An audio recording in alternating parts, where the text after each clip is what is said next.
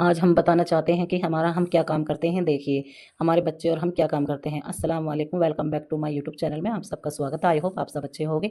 उम्मीद करती हूँ आपके ये दिन अच्छे गुजर रहे होंगे, क्योंकि सभी खुश हैं इन दिनों में।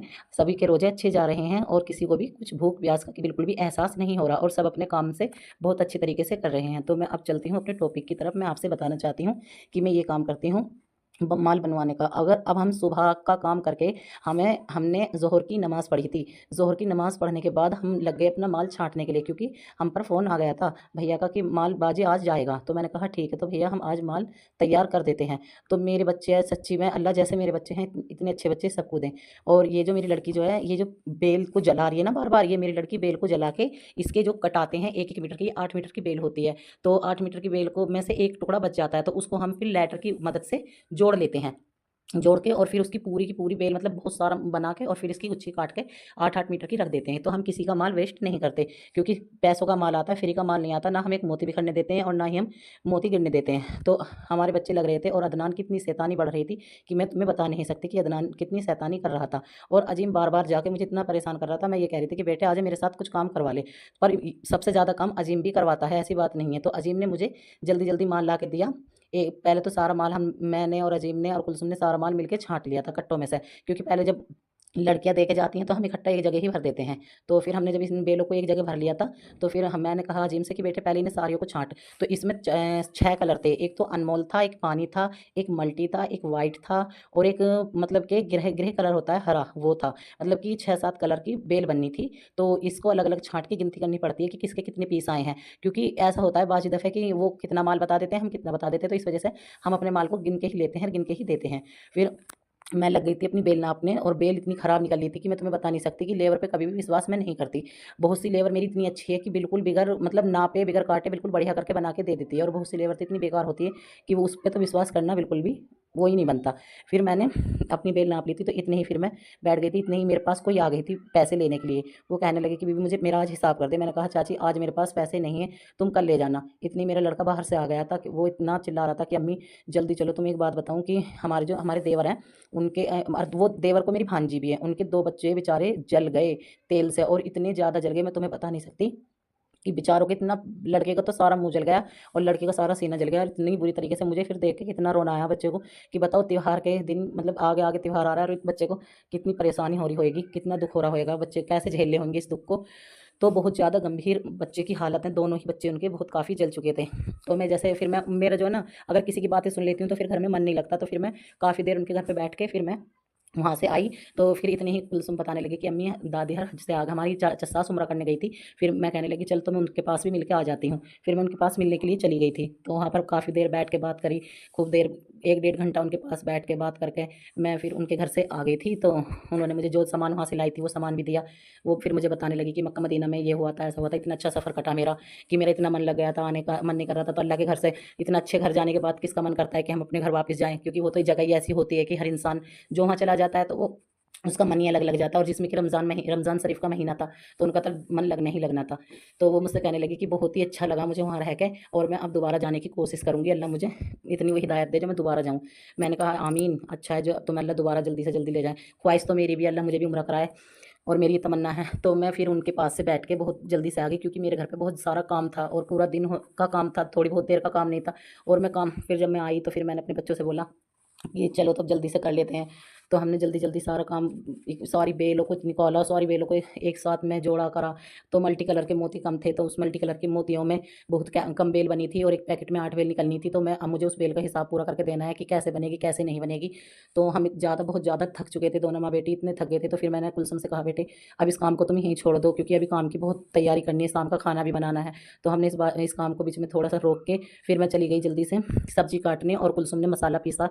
कुलसुम ने जल्दी से मसाला पीसा, और अजीम ने जल्दी से प्याज काटी, और अजीम ने खीरे काटे, और हमने जल्दी से फिर शाम के खाने की अपनी तैयारी करी थी, क्योंकि हमें आज अपना माल तैयार हर हाल में करके देना था।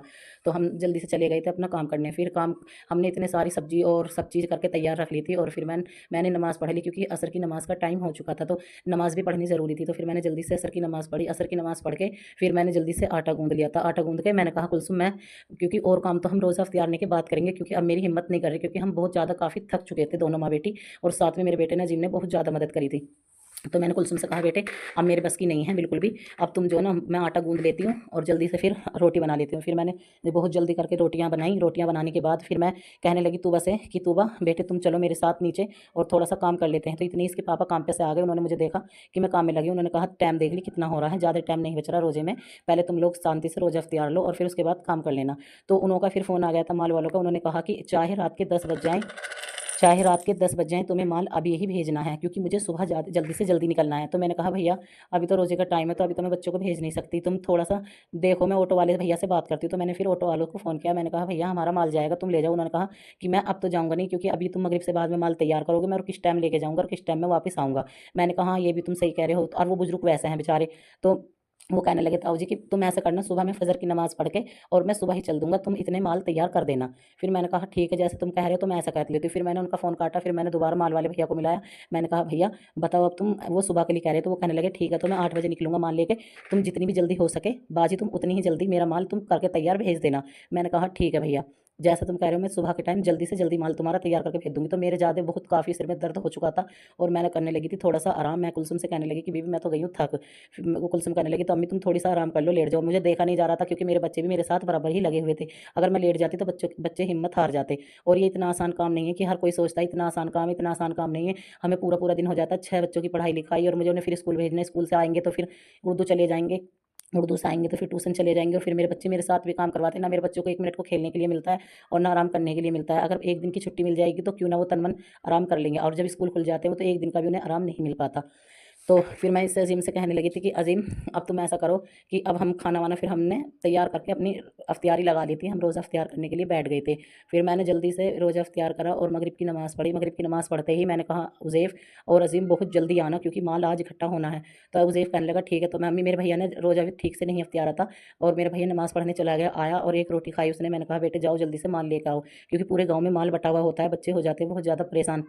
तो इतने ही उज़ैफ़ गया। उज़ैफ़ कहने लगा अज़ीम तू इधर चला जा, मैं इधर जा रहा हूँ। तो मेरे बच्चे बेचारे दोनों तरह चले गए, और पास-पास में जो घर थे तो मेरी तूबा और अदनान थे। मैंने एक धोरे-धोरे जो घर थे हमारे पास-पास नज़दीक पड़ते हैं, वहाँ एक को तूबा को भेज दिया, एक को अद्दू को भेज दिया, और जो दूर घर हैं वो वहाँ वो दोनों बड़े-बड़े भैया चले गए। और जो घर का काम था हम दोनों माँ-बेटी करने लगे।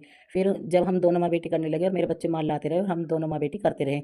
फिर जब ज़्यादा टाइम हो गया था हमें करते-करते, तो इसके पापा भी देखने लगे कि बहुत टाइम से बच्चे लगे हुए हैं, काफ़ी देर हो गई। हमने कम से कम 6 और 7 घंटे तक, मतलब कि रात के 12-1 बज चुके थे हमें काम करते-करते। तो देख लो हम कितनी देर काम करते हैं। सब सोचते हैं कि ये काम ऐसे ही हो जाता है, और हम तो 2 रुपए पे भी काम करने के लिए तैयार है, क्योंकि हमें खाली बैठना नहीं आता। हमने शुरू से ही ये काम करा है बचपने से, क्योंकि हमारी हमारी अम्मी जो है ना शुरू से ही हमें ये काम ला के देती थी बाहर से। और ये कमी नहीं थी कि हमारे पैसे की कमी थी या हम इतने गरीब थे या कुछ नहीं, अल्लाह का शुक्र था, बहुत लाख लाख शुक्र था। पर हमारी अम्मी हमें खाली कभी भी बैठने नहीं देती थी। और ये नहीं कि कुआरी कुआरे हम काम करते थे, हम शादी के बाद भी अपने घर जाके काम करते थे, हमारी अम्मी हमें ला के देती थी और मैं सेट काटती थी। फिर सेट, मुझे वही आदत यहाँ भी लगी हुई है, पहले से ही मुझे करने की आदत है, तो इसलिए मुझसे बैठा नहीं जाता, मुझे कुछ ना कुछ काम चाहिए ज़रूर। तो मैं कहने लगी थी अपनी अम्मी से कि अम्मी तुम बार बार हमें ये ला के देती थी, सब तो हमारे पीछे छोड़ दो। तो अम्मी कह रही कि मैं क्या अपने लिए कर रही, तुम्हारे बच्चों को कुछ ना कुछ काम आ जाएगा, इकला तो करने वाला है, अपने बच्चों के लिए कुछ सामान ले लो, खरीद लो। तो हमारी अम्मी हमें सिर्फ यही बात समझाती थी कि कभी भी खाली मत ना बैठो, अपने घर में घर बैठ के कुछ ना कुछ तुम करते रहो। तो वही बात हम अपने बच्चों को सिखाते हैं अब आपके टाइम पे, कि अगर तुम खाली वक्त है, अगर हाथों से वक्त निकल गया फिर ये दोबारा हाथ नहीं आएगा। तो मैं इसीलिए अपने बच्चों से भी यही कहना चाहती हूँ कि ज़्यादा से ज़्यादा अपने काम पे ध्यान दे, ना कि बाहर जाके किसी के दौरे बैठ के। जितना तुम किसी के पास बैठोगे इतना अपना काम करो। और जब मेरे बच्चों को टाइम मिलता है तो फिर ट्यूशन का काम भी करते हैं और सब चीज़ करते हैं। तो इसलिए मेरे बच्चे बहुत ही मेहनती हैं। तो बताओ अब मेरे बच्चे क्या कुछ गलत करते हैं अगर मेरी मदद करते हैं या मेरे साथ देता है, तो अब बताओ। कहने वाले कह देते हैं कि ऐसा है या वैसा, मैं किसी की बात नहीं सुनती। और ना ही मैं अपनी लड़की को हर चीज़ सिखा रही हूँ, ये नहीं कि मैं अपनी लड़की को कुछ भी नहीं सिखा रही। इसके साथ साथ मैं अपनी लड़की को पढ़ा भी रही हूँ, लिखा भी रही हूँ और स्कूल भी भेज रही हूँ। और देखो हमारे सब काम हो रहे हैं ना, तो सब अपना टाइम निकाल कर अपने बच्चों की तरफ ध्यान दें और अपने बच्चों को ज़्यादा से ज़्यादा अपने घर में ही काम पे लगाए, क्योंकि बाहर का माहौल अभी ठीक नहीं है। तो अगर तुम्हें मेरी ये बात गलत लग रही हो तो मुझे ज़रूर कमेंट में बताना, और ये सब चीज़ बताना कि मैंने कहाँ गलत कहा है और कहाँ सही कहा है। अगर तुम्हें मेरी बात कुछ भी गलत लग रही है तो मुझे ज़रूर कमेंट में बताना, और मेरी वीडियो को पूरा ज़रूर देखना कि मैंने कहाँ गलती करी है और कहाँ नहीं करी, मुझे ज़रूर बताना। क्योंकि मुझे ना अभी प्रैक्टिस नहीं है वीडियो बनाने की, तो इसलिए मेरी गलती को तुम माफ़ कर देना। अगर मुझसे कहीं गलती हुई हो बोलने में या किसी चीज़ में या किसी बारे में, तो तुम मुझे ज़रूर माफ़ कर देना। तो जैसे ही उज़ैफ बेचारा आ गया था अपना माल तैयार करके ले लेके, सारे घर से सबके घरों से माल लेके उज़ैफ आ चुका था। तो उज़ैफ को हम इसके पापा ने बोल दिया कि तेरी अम्मी कब से लगी हुई है बेटे, तू अपनी अम्मी का साथ दे दे। कहने लगा पापा मैं इतनी दूर दूर से बेल लेकर आया हूँ, अब तुम ये कह रहे हो। ये इसके पापा कहने लगे कि ना बेटे, तेरी बीबी और तेरी अम्मी बहुत देर से काफ़ी टाइम से लगी हुई है। तो कुलसुम ने जल्दी जल्दी बेल जोड़ी थी और उज़ैफ ने जल्दी जल्दी काट दी थी। तो इतने में ही उज़ैफ के फूफा जी आ गए थे। तो फिर फूफा जी इसके कहने लगे चल उज़ैफ मेरे साथ चल। इसके पापा कहने लगे कि अभी नहीं जाएगा, अभी हमारे घर में काम हो रहा है। तो वो कहने लगे कि अभी थोड़ी सी देर में ही आ जाएगा। फिर भी उज़ैफ चला गया और हम दोनों माँ बेटी काम करते रहे। और मुझे गुस्सा इतना आता रहा कि तुमने एक दफ़ा भी उसको मना ही नहीं करा और उससे कह दिया कि जा चला जा, आ जाइयो अभी। हम इतनी देर तक बैठे रहे, इंतजार करते रहे कि अब आए अब आए अब आए, क्योंकि एक काम एक बंदा एक से एक ही होता है काम, और दो से ज़्यादा होता है। तो हमारा जो उज़ैफ है ना, बड़ा वाला लड़का, इतनी जल्दी इतना स्पीड से काम करता है वो, कि बहुत ही जल्दी जल्दी कटिंग कर देता है बेलों की। हम तो इतने इतने हम बेल जोड़ते भी नहीं है जितनी जल्दी वो कटिंग कर देता है।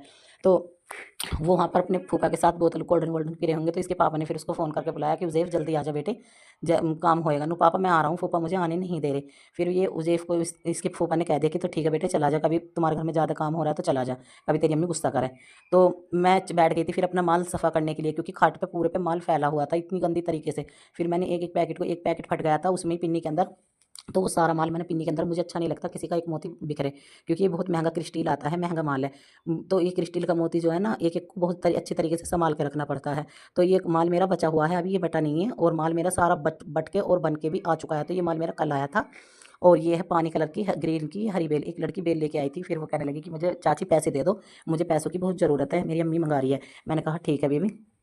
वो भी यही टुकड़े छोड़ के लेके आ गई थी बेल में। तो मैंने उससे ये कहा भी इसके इसे कैंची से काट के जोड़ दिया करो, इसे बेकार मत ना करा करो, क्योंकि जो हमारी समझदार है वो कभी भी बेकार नहीं करती, वो इसको काट के जोड़ देती है।